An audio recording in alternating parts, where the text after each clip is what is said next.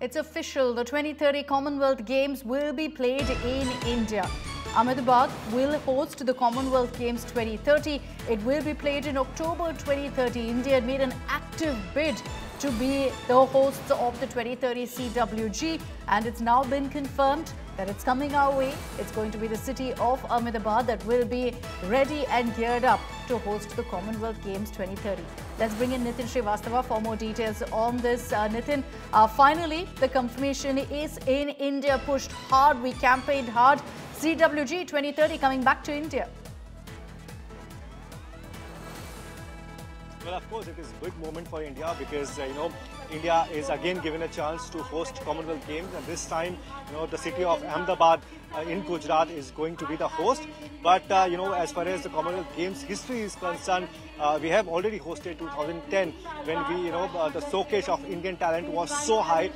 Each and every sport discipline, we were like, at the top of the podium. And this time also, our Indian Olympic Association delegation was there in Glasgow. And there was a board meeting where it was, collectively decided that India will be hosting this time in 2030 as far as the games is concerned. But again, let me just tell our viewer in a more fact way that it was actually already recommended by the CWG that India will be hosting. But again, this is today is the official confirmation announcement, and right now, as you can see in the pictures, the sports minister is here, and he is officially announcing that India is going to host this time in 2030, and that is a big moment for India. And let me try and get minister as well, because he is about to speak to media how crucial it is for India to host such big events.